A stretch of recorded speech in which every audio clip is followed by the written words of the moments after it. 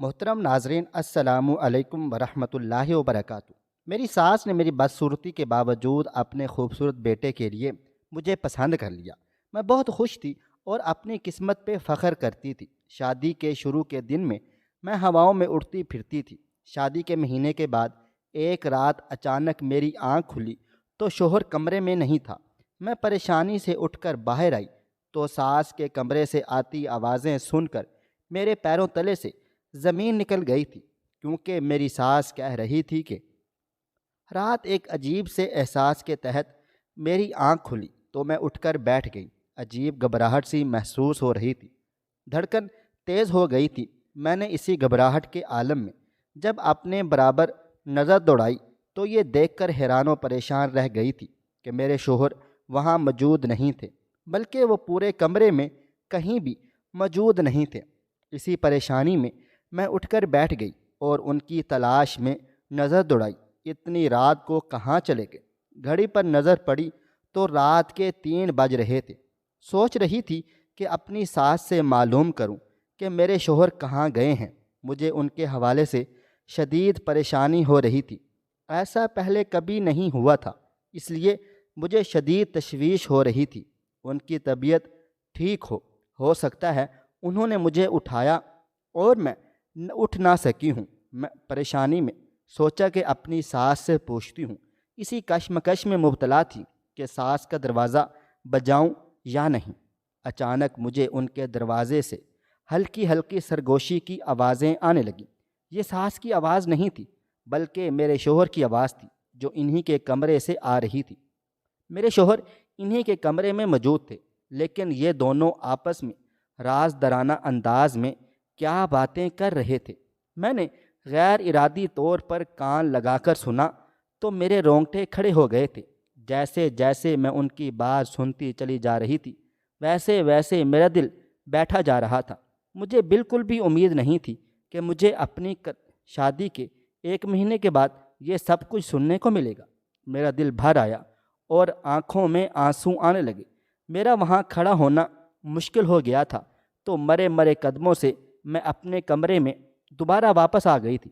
جس پریشانی کے تحت ان کے کمرے میں جا کر اپنے شوہر کے بارے میں معلوم کرنی آئی تھی، اب پہلے جیسے جذبات نہیں رہے تھے، بلکہ جذبات بدل گئے تھے۔ جو کچھ میں نے سنا تھا اس کے بعد تو میری جگہ کوئی اور ہوتا، وہ بھی یہی رد عمل دیتا۔ میں کبھی سوچ بھی نہیں سکتی تھی کہ مجھے اتنا بڑا دھوکہ دیا جائے گا اور اس طرح میرا استعمال کیا جائے گا۔ میں وہیں بستر پر بیٹھی سوچتی رہ گئی تھی اور اپنے شوہر کے آنے کا انتظار کرنے لگی۔ آنسو میری آنکھوں سے بہہ رہے تھے۔ اسی دوران دروازے پر کھٹکا ہوا تو میں نے فوراً سے اپنے آنسو صاف کیے اور کمبل اوڑھ کر لیٹ گئی۔ وہ مجھے جاگتا دیکھ کر ایک دم سے حیران رہ گئے تھے۔ ان کے چہرے کے تاثرات بدل سے گئے۔ انہیں شاید یقین نہیں تھا کہ میں جاگ رہی ہوں۔ مجھے کہنے لگے، تم کیوں جاگ رہی ہو؟ کیا بات ہے؟ کیا پریشانی ہے؟ حالانکہ یہ بات تو میرے پوچھنے کی تھی۔ میں نے ان کی بات کا جواب نہیں دیا، بلکہ ہمت کر کے ان سے سوال کیا کہ آپ اتنی رات کو کہاں گئے تھے؟ مجھے دیکھ کر کہنے لگے کہ میرے دوست کا ایکسیڈنٹ ہو گیا تھا، اس کا فون آ گیا تھا، بس وہیں پر گیا ہوا تھا، ابھی واپس آیا ہوں، بہت زیادہ تھک گیا ہوں، سونا چاہتا ہوں۔ میں ان کے جواب پر انہیں دیکھ کر رہ گئی تھی۔ میں کبھی یقین بھی نہیں کر سکتی تھی کہ وہ میرے ساتھ اس طرح بھی کر سکتے ہیں۔ وہ میرے برابر میں کروٹ لے کر لیٹ گئے اور تھوڑی ہی دیر میں ان کے خراٹے گونجنے لگے تھے تو میرے آنسوؤں کو بہنے کا راستہ مل گیا تھا۔ میں دبی دبی آواز میں رونے لگی۔ میری زندگی پہلے ہی آسان نہیں تھی اور اب اور مشکل ہو گئی تھی۔ میں مسلسل آنسو بہا رہی تھی۔ صبح ہوتے ہی میں نے فیصلہ کر لیا تھا کہ میں اپنی امی کے گھر پر چلی جاؤں گی، لیکن پھر اگلے ہی لمحے میرے ذہن میں یہ سوچ گردش کرنے لگی کہ اتنی مشکل سے میری شادی ہوئی ہے۔ تب ماضی میری آنکھوں کے سامنے گھوم گیا تھا کہ کس طرح میری مشکل زندگی میں میری شادی ایک تازہ ہوا کا جھونکا ثابت ہوئی تھی، لیکن جلد ہی اس بلبلے سے ہوا نکل گئی تھی اور حقیقت کی دنیا میں قدم رکھ چکی تھی۔ ہم لوگ ایک متوسط خاندان سے تعلق رکھتے تھے۔ ہم 3 بہنیں ہیں۔ ہمارا کوئی بھائی نہیں ہے۔ والد صاحب آفس میں کام کرتے تھے۔ انہوں نے اپنی دونوں بڑی بیٹیوں کی شادی بڑی دھوم دھام سے کی۔ وہ دونوں خوبصورت تھیں، جبکہ میں شکل میں انتہائی کم صورت اور بدصورت تھی۔ جبکہ ہم کو تینوں کو ایک ساتھ دیکھتا تو حیرت سے میری طرف دیکھ کر کہتا، یہ بھی آپ کی بہن ہے؟ لگتا ہی نہیں کہ یہ آپ کی بہن ہے۔ آپ دونوں شکل و صورت میں ایک جیسی ہیں، جبکہ یہ بالکل الگ تھلگ ہے۔ میں سمجھ جاتی کہ ان کا اشارہ کس طرف ہے۔ دراصل وہ لوگ مجھے کم صورت ہونے کا طعنہ دیتے تھے، جبکہ یہ سب میرے ہاتھ میں نہیں تھا۔ خدا نے میری شکل ایسی بنائی تھی، اس میں میرا کیا قصور تھا؟ یہ الگ بات ہے کہ ذہانت میں میں ان سے بہت آگے تھی، لیکن لوگ ذہانت کہاں دیکھتے تھے، انہیں خوبصورتی سے مطلب تھا۔ آج بھی انسان کے اچھا ہونے کا معیار اس کی خوبصورتی پر ہی ہے۔ اس بات پر مجھے یقین آ گیا تھا۔ دن یوں ہی گزر رہے تھے۔ امی جان میری بڑھتی عمر سے پریشان تھی اور ابو جان کو یہی فکر کھائے چلی جا رہی تھی کہ اس کی شادی کیوں نہیں ہو رہی۔ سب کو وجہ معلوم تھی، لیکن سب ایک دوسرے کو وجہ بتانے سے کتراتے تھے۔ شاید میری دل آزاری سے ڈرتے تھے، لیکن میں ایک بالغ اور باشعور انسان تھی، اچھی طرح جانتی تھی کہ امی ابو اپنے دل میں کیا درد لیے ہوئے ہیں۔ میری کم صورتی کی وجہ سے انہیں زمانے بھر کی باتیں سننی پڑتی تھیں، اور میں انہیں حوصلہ بھی نہیں دے سکتی تھی کہ میں ہی ان کے حوصلہ ٹوٹنے کی وجہ تھی۔ میں نے اپنے امی ابو سے واضح طور پر کہہ دیا تھا کہ آپ میری شادی کے حوالے سے پریشان نہ ہوا کریں۔ جب میری قسمت میں شادی ہونا لکھی ہوگی تب ہو جائے گی۔ میری امی جان مجھے اس طرح حوصلے سے بات کرتے دیکھ کر اکثر رو پڑتی تھیں کہ مجھے معلوم ہے کہ تمہارا اس معاملے میں کوئی قصور نہیں ہے، لیکن زمانہ آج بھی خوبصورتی کو ہی انسان کے اچھا ہونے کا معیار سمجھتا ہے۔ خوبصورتی کی کوئی اہمیت نہیں ہوتی۔ وہ مجھے کہتی ہے کہ میں تمہارے لیے دعا کرتی ہوں، اللہ پاک تمہارے صبر کا تمہیں بہترین اجر دے گا، اور تم ایسے گھرانوں میں بیاہ کر جاؤ گی کہ لوگ تم پر رش کریں گے، اور واقعے میں ایسا ہی ہوا تھا۔ میں نے پڑھ لکھ کر نوکری کرنے کو ترجیح دی تھی۔ میں نہیں چاہتی تھی کہ کسی پر بوجھ بنوں، اس لیے مطمئن زندگی گزار رہی تھی، لیکن اندر کہیں ایک خلش سی موجود تھی۔ جب کبھی شادی شدہ بہنیں گھر پر جمع ہوتی تو ایک الگ ہی ہنگامہ ہوتا۔ میں ان کے بچوں سے بہت محبت کرتی تھی، وہ لوگ بھی میری فکر کرتے، لیکن میری قسمت صرف اللہ تعالیٰ کو ہی معلوم تھی، اور کوئی بھی نہیں جان سکتا تھا کہ میری قسمت میں کیا لکھا ہے۔ وہ لوگ اکثر امی جان سے کہتی کہ امی جان، کبھی کبھی ہماری خوبصورتی کی وجہ سے جب لوگ اسے باتیں سناتے ہیں تو ہمیں بہت زیادہ دکھ ہوتا ہے، افسوس ہوتا ہے کہ کاش ہم خوبصورت ہی نہ ہوتے، اور میں اپنی بہنوں کا یہ پیار دیکھ کر ان کے گلے لگ جاتی، اور ان کے پیار سے مجھے بہت حوصلہ ہوتا۔ میں انہیں سمجھاتی کہ مجھے اس سے کوئی فرق نہیں پڑتا ہے کہ کوئی مجھے خوبصورت سمجھے یا کم صورت۔ میں جانتی ہوں میں کس قدر ذہین ہوں اور میرے اندر کتنا ٹیلنٹ موجود ہے۔ آفس میں سب میرے ٹیلنٹ کی تعریفیں کرتے نہیں تھکتے، اور اکثر لوگ بلکہ تمام لوگ مجھ سے ہی مسئلے حل کروانے کے لیے آتے ہیں۔ تب مجھے اپنے اندر کی خوبی کا احساس ہوتا ہے، لیکن میں اپنے دل کی بات نہیں بتا سکتی تھی کہ جب کبھی رشتہ داروں سے ٹکراؤ ہوتا اور قابل حیرت رحم دیکھ کر ایک ہی سوال کرتے کہ تمہاری شادی کیوں نہیں ہوئی ہے، تب میرا دل چاہتا کہ میں انہیں چیخ چیخ کر بتاؤں کہ آپ لوگ اپنے معیار بدل لیں تو میری شادی بھی ہو جائے گی۔ آپ لوگوں کا معیار خوبصورتی سے نیچے آتا ہی نہیں ہے، اسی وجہ سے میری جیسی کتنی لڑکیاں جو اپنی خوبصورتی سے خوبصورت لڑکیوں کو ٹکر دے دیں، اسی طرح گھر میں کنواری بیٹھی رہ جاتی ہیں۔ ایک دن میں نوکری سے تھکی ہاری گھر میں واپس آئی تو کیا دیکھتی ہوں کہ امی جان کی ایک پرانی رشتہ دار ان کے پاس بیٹھی کوئی راز و نیاز کر رہی تھی۔ مجھے دیکھ کر بھرپور انداز میں مسکرا دی اور کہنے لگی، کیوں نہ سعدیہ تمہاری بیٹی کے لیے بھی کوئی رشتہ ڈھونڈوں جو اسے اس کی شکل کے ساتھ قبول کر لے۔ مجھے ان کی یہ بات حد درجہ برا لگا، اور میں انہیں سلام کیے بغیر اندر چلی گئی تھی۔ لوگ اپنی زبانیں کیوں سنبھال کر نہیں رکھتے؟ دوسروں کی دل آزاری کے لیے ہر وقت استعمال کرنا ضروری کیوں سمجھتے ہیں؟ میں یہ آج تک نہیں سمجھ پائی ہوں۔ امی جان نے نہ جانے انہیں کیا جواب دیا۔ میں نے نہ امی جان سے پوچھا اور نہ دوبارہ ان کے پاس سلام کرنے گئی تھی۔ رات کے کھانے پر امی جان نے مجھے بتایا کہ تمہارے لیے ایک رشتہ آیا ہے۔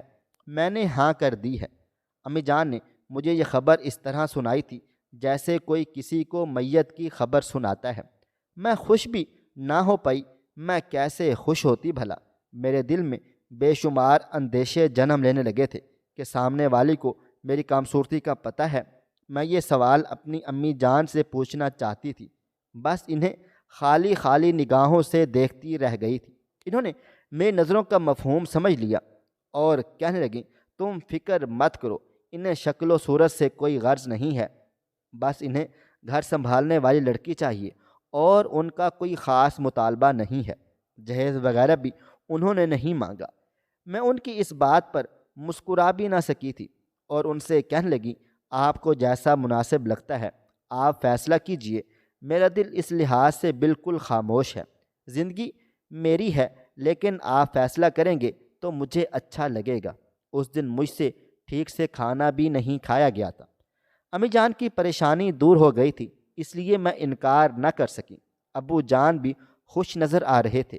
بس یہی وجہ تھی کہ میں نے زیادہ احتجاج نہ کیا، حالانکہ میں نے سوچ لیا تھا کہ میں شادی نہیں کروں گی۔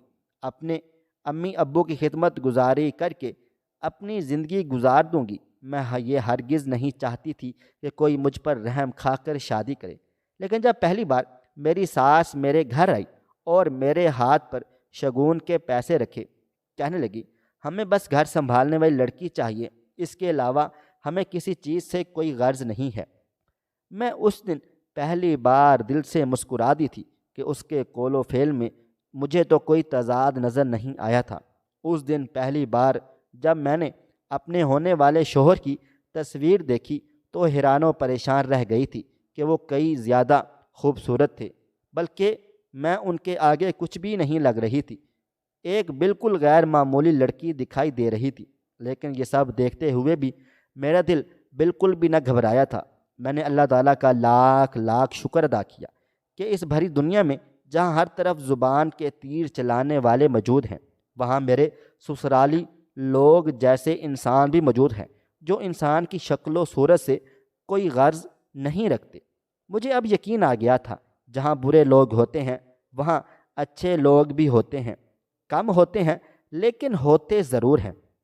اپنے سسرالیوں کو دیکھ کر مجھے اس بات کا یقین آ گیا تھا کہ میرے سسرال میں میری ایک ساس، میرے شوہر اور میری ایک نند تھی جو شادی شدہ تھی۔ کوئی زیادہ لمبا چوڑا سسرال بھی نہ تھا۔ امی جان نے اس بات پر بھی شکر ادا کیا تھا اور کہنے لگی، واقعہ میں صبر کا پھل میٹھا ہوتا ہے، تم نے پورے 30 سال صبر کیا، اب دیکھو اللہ تعالیٰ نے کس قدر اچھے انعام سے تمہیں نواز دیا ہے۔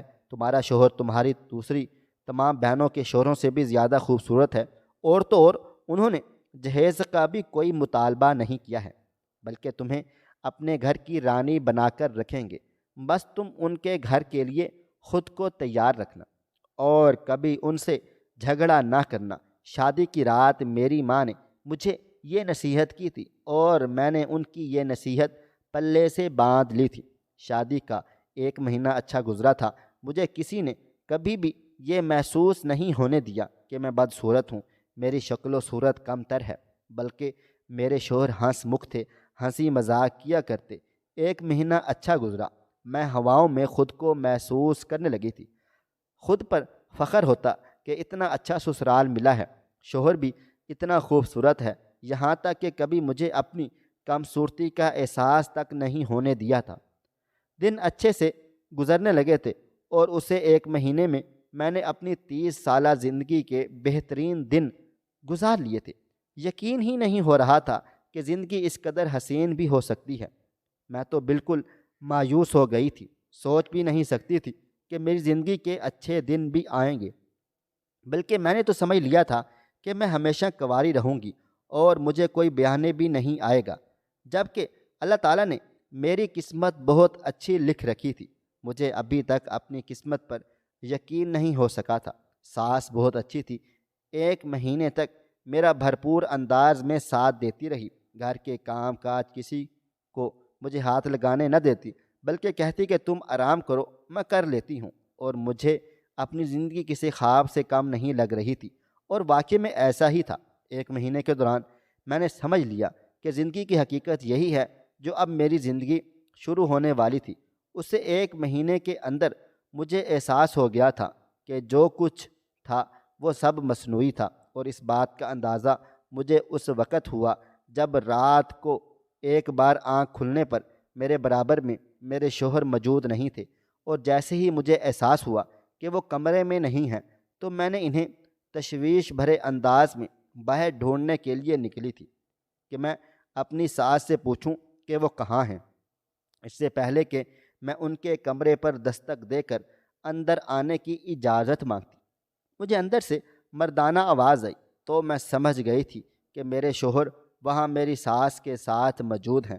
اس سے پہلے کہ میں دستک دیتی، میں نے ان دونوں کی سرگوشی نما آواز سنی تو مجھے شک ہوا کہ کہیں یہ دونوں میرے بارے میں ہی تو بات چیت نہیں کر رہے۔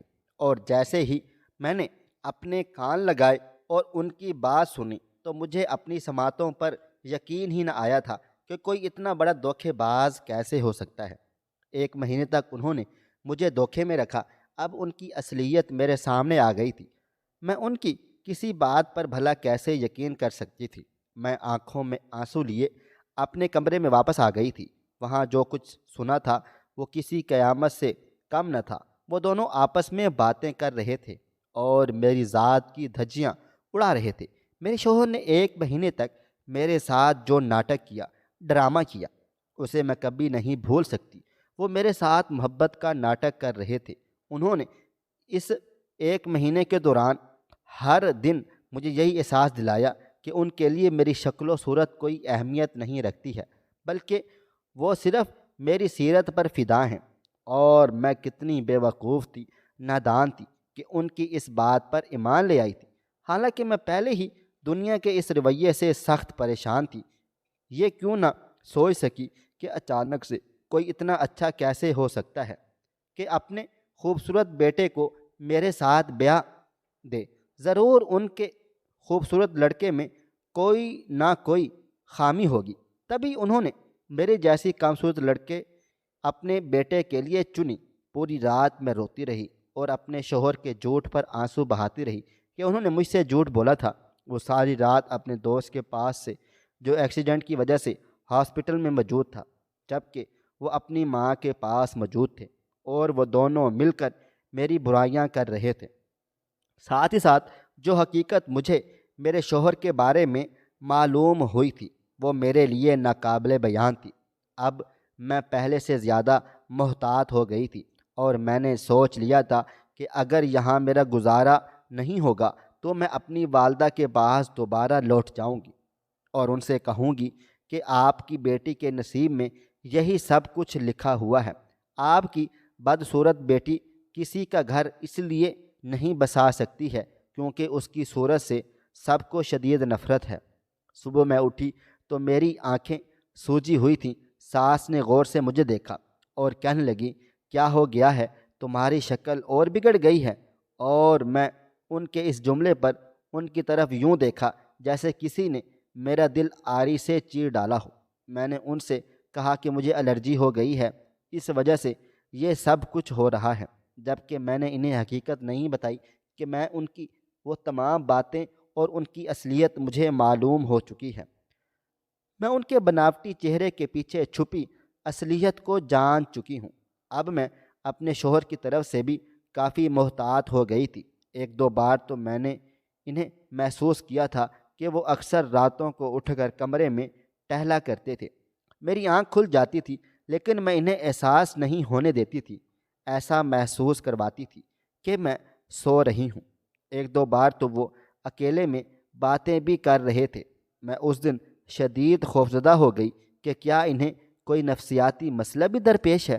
باتیں کرتے ہوئے وہ انتہائی جارحانہ انداز اختیار کر لیتے، کبھی اپنا مکہ دیوار میں مارتے تو کبھی کمرے کی کوئی بھی چیز اٹھا کر پھینک دیتے۔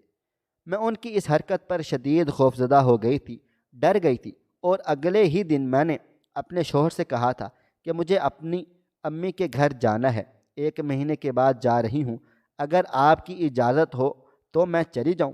انہوں نے میری طرف بیزاری بھرے انداز میں دیکھا اور کہنے لگے، چاہے تو پورے 1 سال کے لیے رک جاؤ، مجھے کوئی فرق نہیں پڑتا۔ گھر آ کر میرا ضبط کا بندھن ٹوٹ چکا تھا۔ امی نے مجھے یوں روتے ہوئے دیکھا تو اپنا سر پکڑ کر بیٹھ گئی تھی اور کہنے لگی کہ اب کیا ہو گیا ہے، اتنی مشکلوں سے تو تمہاری شادی ہوئی ہے، کیوں رونی شکل بنائے ہوئے ہو؟ اور اپنی امی جان کے اس رویے پر میں حیران و پریشان رہ گئی تھی۔ میرے لیے تو کہیں بھی جائے پناہ موجود نہ تھی۔ میں کچھ بھی کہے بغیر واپس آ گئی۔ اگلے ہی دن میری ساس نے میرے سر پر جو دھماکہ کیا وہ میرے لیے ناقابل یقین تھا۔ انہوں نے مجھے کہا کہ اگلے مہینے مجھے پوتے کی خوشخبری مل جانی چاہیے۔ میرے گھر کافی عرصے سے ویرانی ہے اور اب میں یہ خبر جلد از جلد سننا چاہتی ہوں۔ تمہاری طرف سے کوئی کمی کوتاہی نہیں ہونی چاہیے۔ اپنے شوہر کو زیادہ سے زیادہ وقت دو اور میکے کا خیال دل سے نکال دو۔ میری اجازت کے بغیر اب تم کہیں آ جا نہیں سکتی ہو۔ اب میری ساز میرے سامنے کھل کر آ گئی تھی۔ میں نے انہیں کوئی جواب نہ دیا، بس کمرے میں بند ہو کر رونے لگی۔ یہ رات کا وقت تھا، میرا شوہر ابھی تک گھر نہیں آئے تھے۔ میں جانتی تھی کہ وہ کہاں ہیں۔ انہیں مجھ سے کوئی خاص محبت نہیں تھی۔ ان کی مجھ سے پہلے بھی 2 شادیاں ہو چکی تھیں اور وہ ناکام ہوئی تھیں۔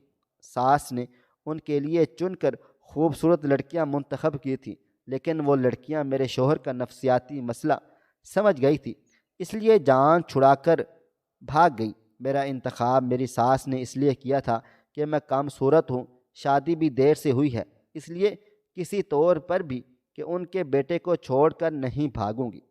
میں اچھی طرح جانتی تھی کہ ان کا بیٹا موبائل فون پر دوسری لڑکیوں سے مسلسل رابطے میں تھا اور شادی شدہ ہو کر بھی مختلف افیئرز چلا رہا تھا۔ یہ بات بھی شادی کے 1 مہینے کے بعد ہی سامنے آئی تھی، جب اتفاق سے ان کا موبائل فون میرے ہاتھ آیا تھا۔ تب میں خون کے آنسو رو پڑی تھی۔ میں نے کبھی سوچا بھی نہیں تھا کہ زندگی میں اس مقام پر بھی لائی جاؤں گی۔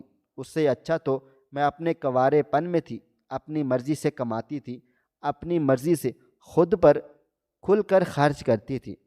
لیکن اب میں بری طرح پھنس چکی تھی اس پر سونے کا سہاگا کہ میری ساس نے مجھ پر اولاد پیدا کرنے کا حکم جاری کر دیا تھا۔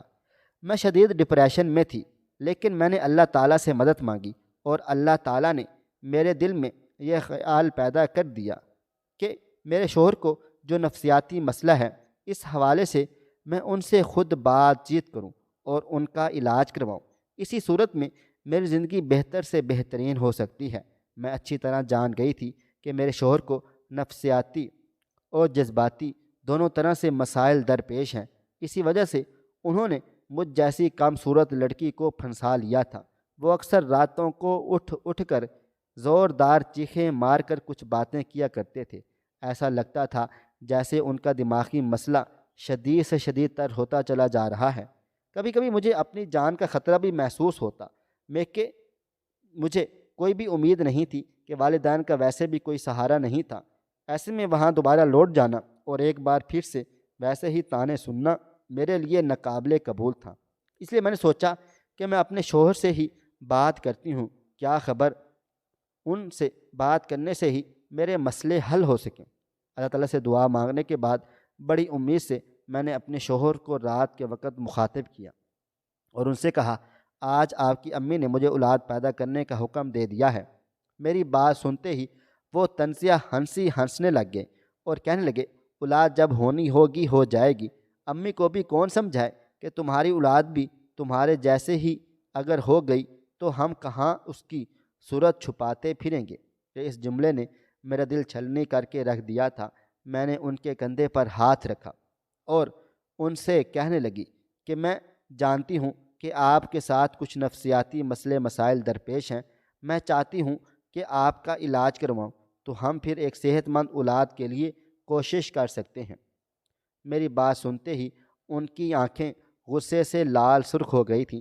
انہوں نے اپنی پینٹ کا بیلٹ اتارا اور دھڑا دھڑ مجھے مارنے لگ گئے تھے۔ میں چیختی چلاتی رہ گئی تھی اور ان سے معافیاں مانگنے لگی۔ میں نے انہیں نفسیاتی نہیں کہا، میرا یہ مطلب نہیں تھا۔ میں نے انہیں صاف صاف بتا دیا کہ میں نے ان دونوں کی باتیں سن لی تھی۔ میرا شوہر مجھ سے حد درجہ بیزار تھے اور اپنی امی جان سے کہہ رہے تھے کہ آپ نے کیسی لڑکی میرے متھے لا کر مار دی ہے۔ مجھے یہ لڑکی بالکل بھی پسند نہیں آتی، میرا دل نہیں چاہتا کہ میں اس کی طرف دیکھوں۔ تو میری ساس کی باتیں سن کر میرا دل چاہا تھا کہ زمین پھٹے اور میں اس میں سما جاؤں۔ انہوں نے اپنے پیارے بیٹے سے کہا، تم صبر کرو، اس سے اولاد لے کر ہم چھین لیں گے اور پھر اسے گھر سے باہر نکال دیں گے۔ ویسے بھی تمہیں تھوڑا سا صبر سے کام لینا پڑے گا، 2 عورتیں پہلے ہی تمہیں چھوڑ کر چلی گئی ہیں۔ وہ خوبصورت تھیں لیکن یہ کم صورت تمہیں کبھی چھوڑ کر نہیں جائے گی۔ اس کی شادی بھی دیر سے ہوئی ہے، دیکھنا تم اس پر جتنا بھی تشدد کرو گے، ظلم کرو گے، زیادتی کرو گے، یہ تمہاری ہو کر رہے گی اور کبھی تمہیں چھوڑنے کا سوچ بھی نہیں سکتی ہے۔ تو اس سے اس کے گھر والے بھی بیزار ہیں۔ یہ اس قدر بدصورت ہے کہ اس کے گھر والوں نے بھی بغیر کوئی چھان بین کے ہم سے رشتہ طے کر دیا تھا، جبکہ پورا محلہ جانتا ہے کہ تم کس طرح کے کردار کے مالک ہو۔ اپنی حرکتوں سے تم پورے محلے میں پہچانے جاتے ہو، بس اس کے ماں باپ کی نظروں سے ہی اوجر رہے ہو۔ ان کی اصلیت جب پتہ چلی تو میرا دل پھٹ گیا تھا، لیکن پھر بھی میں نے امید کی ایک کرن دل میں لیے ان کا علاج کروانا بہتر جانا تھا کہ انہیں واقعی ہی میں نفسیاتی مسئلہ تھا۔ ان سے میری جان کو بھی شدید خطرہ تھا، لیکن جو فطرتاً نفسیاتی ہوتے ہیں وہ کبھی بھی ٹھیک نہیں ہوتے۔ میرے شوہر بھی ایسے ہی تھے، ان کی فطرت میں ہی گھٹیا پن تھا۔ انہوں نے مجھ پر تشدد کی حد کر دی اور اسی رات میں نے ان پر ان کی اصلیت واضح کر ڈالی اور گھر چھوڑ دیا۔ جانے سے پہلے انہیں یہ کہا کہ نہ میں اپنے میکے جاؤں گی اور نہ ہی تمہاری طرف پلٹ کر آؤں گی۔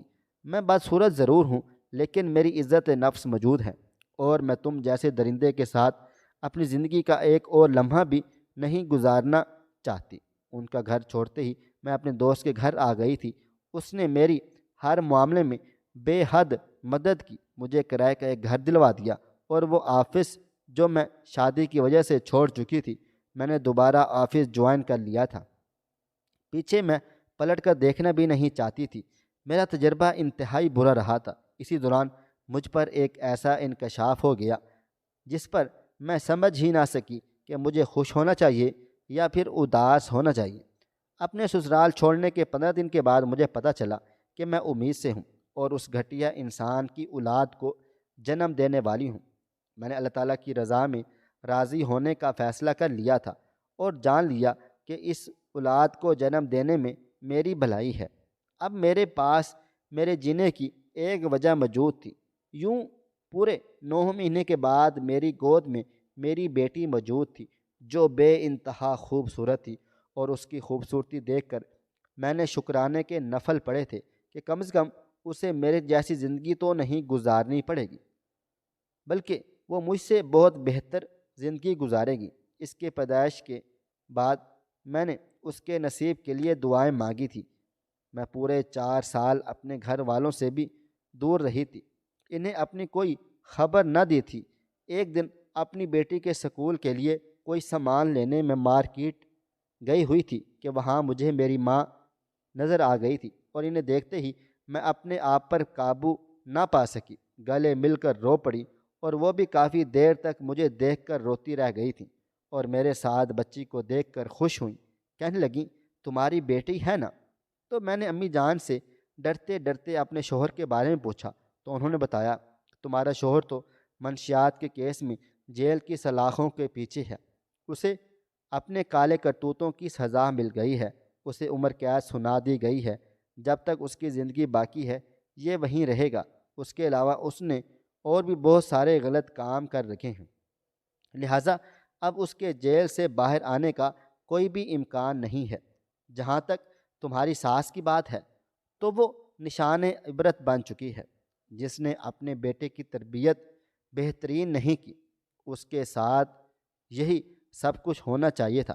بستر مرگ پر پڑی ہے، اور دوسروں کے رحم و کرم پر ہے، یہاں تک کہ سگی بیٹی بھی ساتھ چھوڑ گئی ہے۔ یہ ساری باتیں ہمیں محلے والوں سے پتہ چلی ہیں۔ بس تمہاری ساس ایک ہی بات کہتی ہے کہ کسی طرح سمیرہ کو بلا دو۔ میں اس سے معافی مانگنا چاہتی ہوں کہ میرا سانس اس وقت تک نہیں نکلے گا جب تک سمیرہ میرے سامنے نہیں آئے گی۔ ان کی بات سن کر مجھے بے حد افسوس ہوا تھا کہ میں نے کسی کے لیے ایسا انجام نہیں دیکھنا چاہتی تھی۔ میں نے اپنی خوشی سے اپنی زندگی کی راہ الگ کر ڈالی تھی اور ایک اب خوشگوار زندگی گزار رہی تھی۔